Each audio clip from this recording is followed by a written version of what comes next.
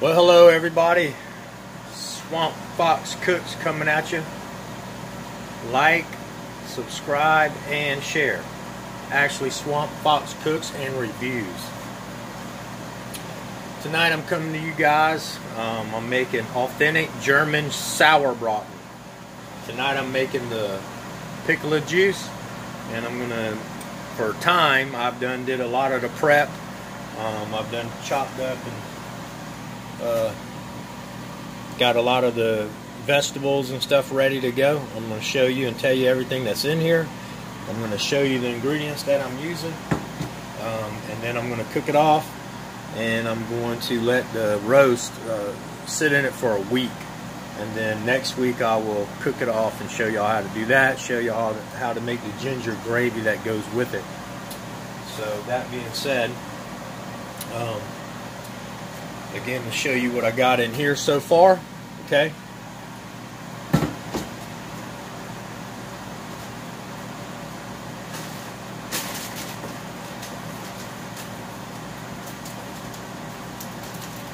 Got 2 big yellow onions, peeled and then chopped up. You don't really matter how you chop them, because you're just going to let it sit. It's going to cook in there and then just sit. But 2 yellow onions. A leek, you want to use a leek. A leek is another type of onion that's not as strong, but with leeks you want to wash these things really good. They're dirty, so you want to cut them and you want to open them up. They're just dirty. Look at the dirt. See, they're dirty inside. You know, see how dirty they are? Look at that. See that dirt? So you want to open them up. You want to wash them real good, and then you want to cut the green out of it, and you only want to use. You want to cut away the green leaf. You only want to use the white part. But anyway, cut it, slice it long ways, open it up, wash every one of the leaves, okay? And then after it's washed, then you can chop it up. You can roll it back up and then chop it like this, and then throw it in the pan, okay? So that's a leek. It's another type of onion.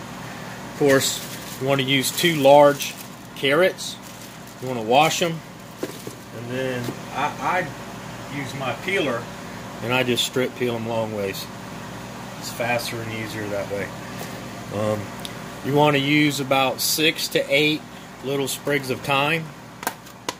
Okay, I'm going to use about 6 to 8 of these sprigs like this. Okay.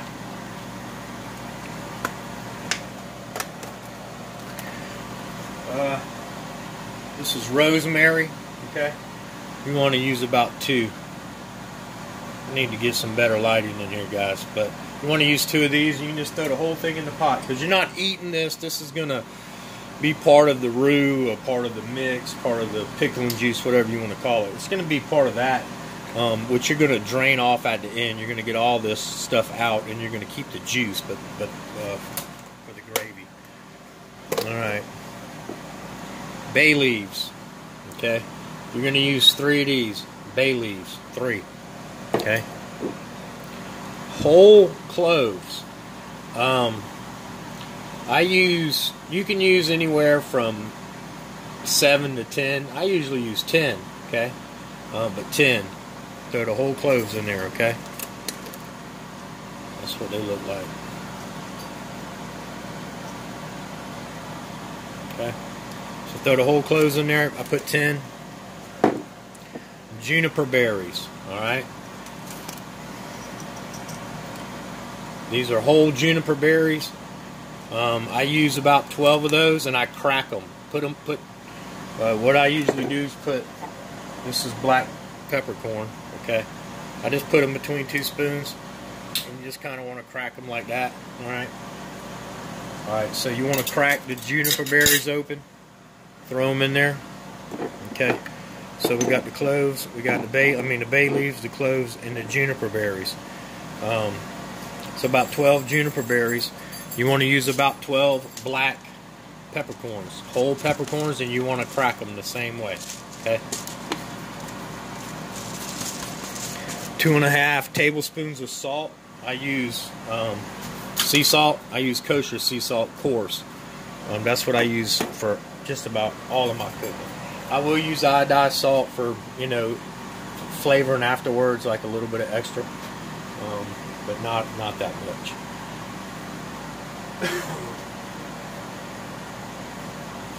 Now, as far as garlic, I'm also using garlic. Now, I really like garlic. You can use between 3 to 5 cloves. I use 5.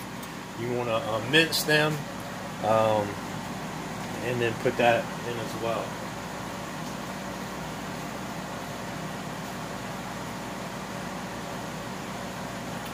We're also going to be using 1 teaspoon of sugar. Throw it in there. And then we're going to use 2.5 cups of red cooking wine.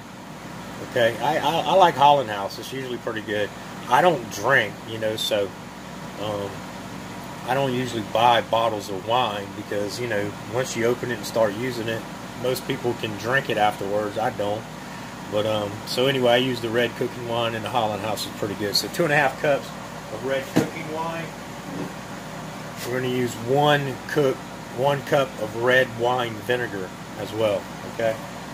So I'm going to go ahead and add that to my pot.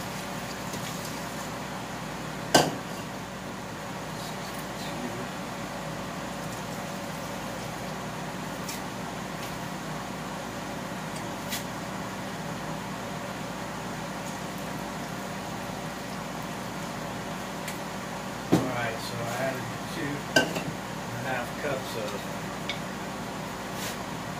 wine, red wine. Now I'm adding a cup of red wine vinegar.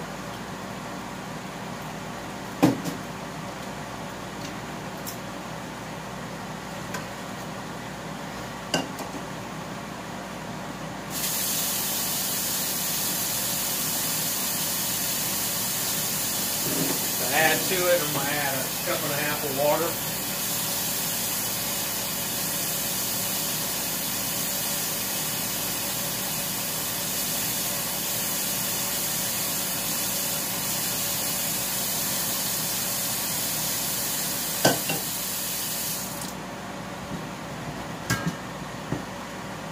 And then you end up with this.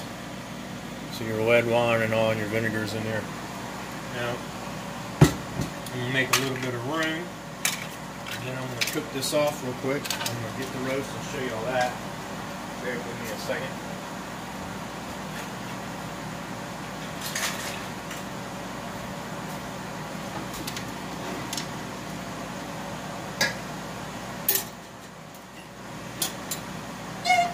Y'all see I got my stove in. I still got to hook it up. My mom was real funny, y'all. She lived here alone, so she cooked, but she used like them little frying pans that you seen I had and all. Now, as you see, I got the Wolfgang Puck collection. That's what this pots and pans are. Now I got to go to my, I got a bunch of my stuff packed, and I got to bring over here still.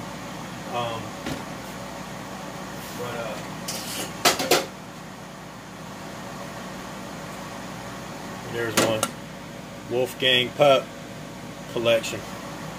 Somebody made a comment about my stuff and everything, and it's all good. But yeah, no, I got all the professional stuff you would ever need for cooking.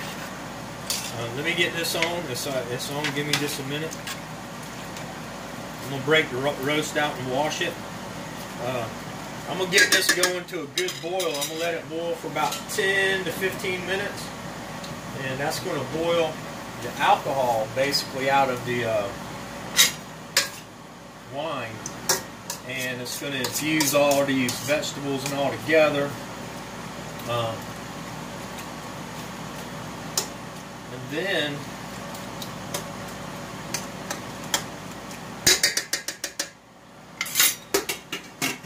once all the wine and all is cooked off, now I will let it cool entirely before I put the roast in, because what you don't want to do is stick the roast in hot water or the hot liquid, the pickling juice, because it's going to start cooking it, the outside of it. You don't want to do that. You want it to go in one big clean piece of meat. But I am going to get the roast out. I'm going to show it to you. I'm going to wash it. That's what I'm going to do. I'll wash it. It's always, man, listen, I know people who get meat from the market and they'll just go straight out the pack and throw it in the pan and start. Oh, it's okay. The heat kills whatever. No, wash the meat. You don't know who's down there. Hopefully they are practicing good hygiene at the meat market and whatever else. But always wash your meat, okay? And always keep your utilities, your utensils clean, and your workstation clean for no cross contamination, guys. You can get very sick and die, and you can also kill people in your family. So you want to use about a 4-pound rump roast. Now you can also use chuck roast and stuff like that. I find that the rump roast absorbs the pickling juice better to me. So anyway, there you go. That's your big rump roast. I'm going to wash it, and then I'm gonna wash it in cool water, guys. Cool water, okay? Again, don't use hot water either, because you don't want to start cooking it. You just want it to. You want to wash it good, you know.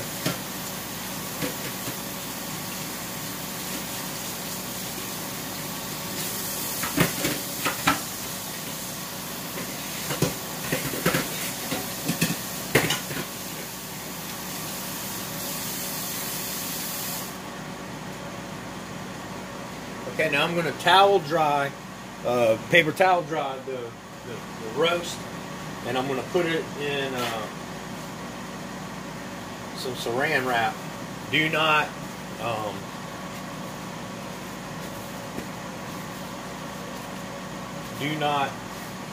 put it in foil.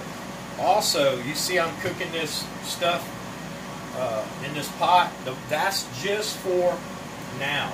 I'm not going to let it sit and pickle in the pot. You don't want to use metal. You want to use a ceramic glass or a glass bowl or Tupperware or something like that. You don't want to use a metal pot to let this roast pickle in. Believe it or not, with the pickling juice and the acidic from it, you'll be able to kind of taste it. You don't want to do that. Alright, y'all bear with me a second.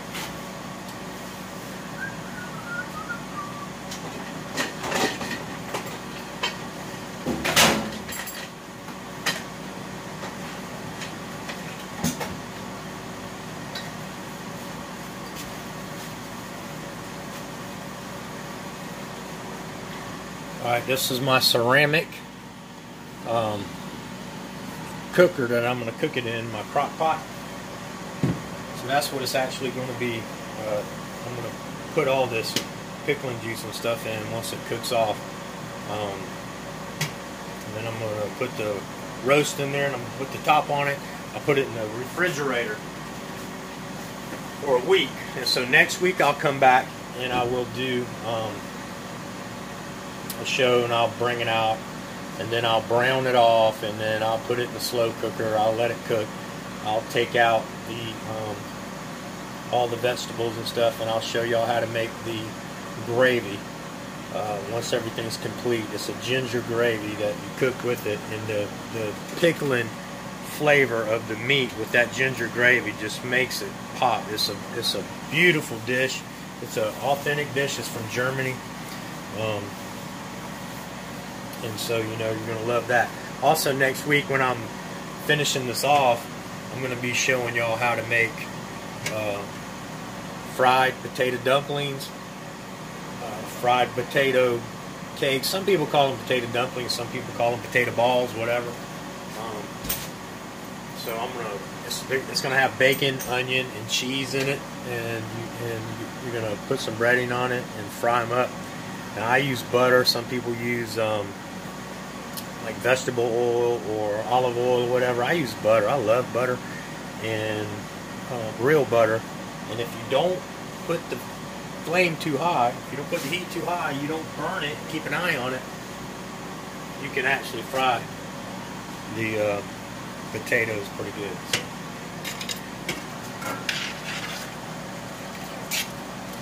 This ain't boiling yet, so still got a little bit of time. So bear with me a few minutes, okay? Let that boil. I'm going to be doing a couple things. I'm going to be preparing some other things tomorrow or Tuesday. Today is Sunday. I know I'm late with this, guys. Last night I ended up going to dinner with Carl and Janine, some friends of mine from the facade shop. And you know, I didn't want to tell them no. They're good friends of mine, and they had asked me to go to dinner with them, so I did. And I realized I can't go live anyway, so it really, I guess, didn't matter last night. So that's why I want to get to 1,000 on this channel, so I can live stream. Now I might try live streaming with Streamlabs or one of those apps, but it's probably just going to be a waste of time, because like last time it didn't, you know, work well for me at all. It buffed real bad, so we'll have to see what happens. But so anyway, I'm sorry I didn't do the show last night. I am doing it tonight. I originally was planning on doing it last night, and then today I was going to do a soup, and so I'm going to probably do that Monday or Tuesday. So it's a really good soup that I make, and it'll make your tongue slap your face. So I'll be letting you know what ingredients you need for that as well, and so you'll have that.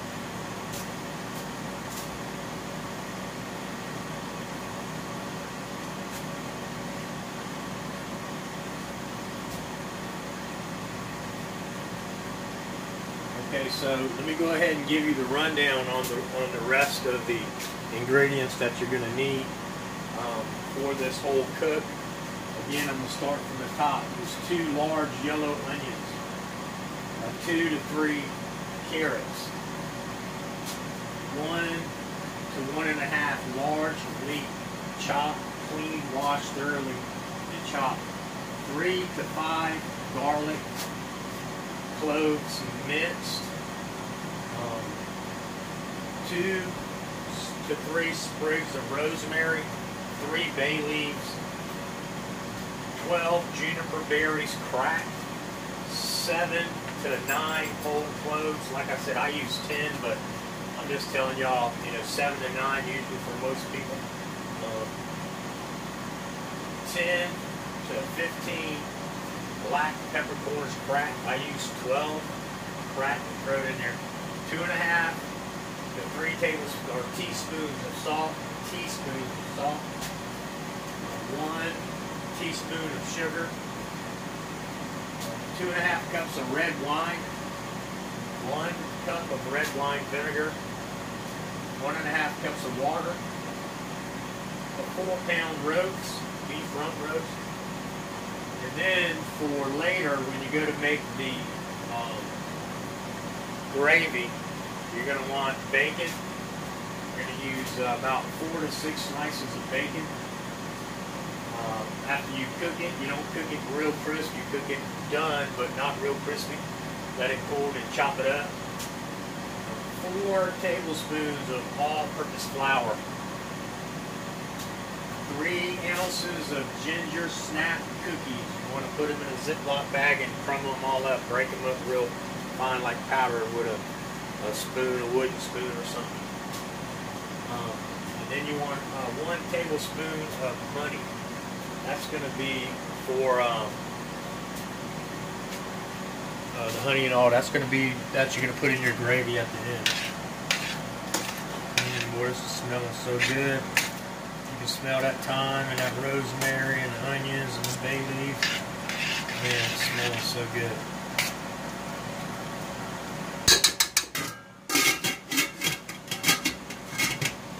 Alright, well, I'm not going to keep y'all too much longer, guys and gals. Like I said, I got all the vegetables over here cooking down, and it's once this starts boiling, I'm going to let it boil, like I said, for about 12 to 15 minutes, and then I'm going to cut it off, and I'm going to let it cool 100%, get totally cold. Then I'm going to, or room temperature. Then I'm going to stick the roast in it, and then I'm going to put it in this ceramic Put it in the, cover it, put it in the refrigerator for a week. Now, when I do this, I've done this, I've cooked this same recipe over and over, so it's going to be covered. This roast will be covered totally. That's Patches because I'm ignoring her. She's getting mad at me. But anyway, the roast is going to be totally covered. If you do this and you do not have a vessel that will totally cover the roast, then you want to give it equal amount of time flipping it. You know, if it only covers half of it, then you want to flip like if you leave it soaking for 8 hours, you want to flip the other side for 8 hours, and you do that all week long. Flip it, flip it, flip it, flip it, flip it, to make sure it totally gets coated. If you have a vessel, a big enough pot, or don't use metal now, you got ceramic, glass, or plastic, even Ziploc bags. If you got the big enough Ziploc bags and you can put everything in it, you can actually then sit the Ziploc bag down in a pot, don't matter if it's metal or not, as long as the whole roast is covered, then you don't have to worry about flipping it every day. It's going to be perfect when it comes out. Now, the longer you let the roast sit in the brine or the pickling juice, whatever you want to call it, the longer you let it sit there, the more tender the meat's going to be, the more flavorful it's going to be. So this usually goes up to about 2 weeks, guys and gals. Now, I like it at a week. At a week, it's going to have plenty of flavor in this 4-pound roast, okay? It just is. But like I said, a lot of people like to go the whole 2 weeks, and then that's fine. And, you know, I doubt I'm going to do that. I'm probably going to do the week, which would be next Sunday I'll finish this off. So, look forward to that. But Monday or Tuesday, look forward to me coming here. I'm not going to tell you the type of soup I'm going to make yet. I'll tell you that on Tuesday. But in the meantime, this is getting hot, getting ready to boil. So I'm getting ready to put up the ingredients that I'm not using, and I'm going to clean up, guys and gals. I appreciate y'all being here, and I love you all, and I thank you all. Please smash that like button if you like the content. Subscribe, tell your friends about it, share it. I appreciate everyone. I love you all. Dear Lord, I just wanted to come to you tonight and say thank you for giving me the opportunity to do this show and to spread joy of cooking around the world.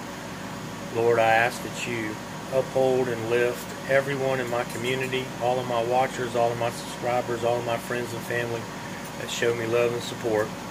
Please lift them up and hold them dearly close to you, Lord. In Jesus' name I pray. Amen. Listen, I love you all. I hope y'all have a great night. Y'all feel free to call me anytime if y'all want to reach out, ask me about a recipe, how to cook something, or just want someone to talk to. Everyone out there in YouTube land and across the world is welcome to call me at 843-554-4336. 843-554-4336. You can email me at armenhammer42@gmail.com. ARMENHAMMER42@gmail.com. If you don't get me, don't feel bad. I will get the message, and I'll eventually get back with you. I do have a lot of people who will call and email sometimes, and sometimes it takes me a minute to get back. I do have a job also, so don't feel like I'm neglecting you, because I will get back to you. I do appreciate your comments, and I do appreciate your friendship and love and support. Have a great day.